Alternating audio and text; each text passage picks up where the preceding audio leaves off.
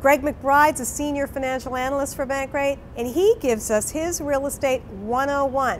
That's just in case you might want to buy some real estate one day. Gotta watch Greg.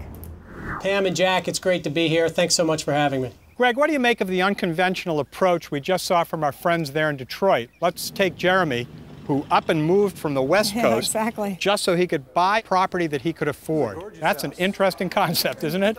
Well, here's somebody who has been living in a very expensive housing market, taking a lot of buying power with him, going to a much lower cost housing market in the Midwest. What that translates into is a great deal of buying power. So Greg, I am all about looking for the silver lining here. So as painful as it's been for, just for me, for example, to stay, in my house and see that it's worth less now than in 2005, overall, if housing prices have become more realistic, that isn't such a bad thing, is it?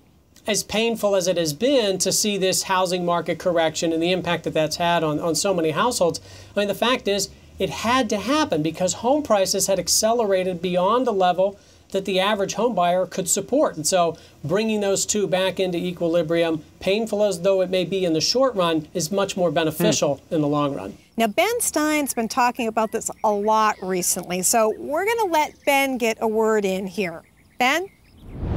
People keep saying, oh, housing prices have fallen so much, they've fallen so much. They haven't fallen that much. They're roughly at what they were in 2004. That's a heck of a lot higher than it was in 1990. That's a heck of a lot higher than it was in 1995. They haven't really fallen that much. Probably from an economist standpoint, the price of houses should fall more. Greg, what do you think? Oh, well, I mean, I agree with the caveat that, look, anybody that's been in their house for a long, long time is still ahead of the game, provided that they haven't been pulling out all the equity and living on borrowed money over the years. Yes, home prices have fallen back to basically 2002, 2003 levels. Certainly causes a problem for people that bought in 2004, 2005, 2006, particularly with no money down. But for somebody who's been in their house since 1995, they're still well ahead of the game. So, Greg, possible that we might have all gotten a little bit too invested in real estate, overly invested? I mean, I'm talking about Americans as a whole. Lack of diversification and sort of that short-term mentality is what got a lot of people into trouble. They put all their bets on real estate. They bought houses that were beyond their means to afford. On the other hand, people that bought homes that they could afford, they've been saving routinely, diversifying their wealth among different investments and not just wrapping up in the value of their own home. So, Greg, it sounds like that our friends in Detroit will do well to stay put. I mean, they have skin in the game, so to speak. And going forward, they can probably realistically expect their homes to appreciate, but modestly, right?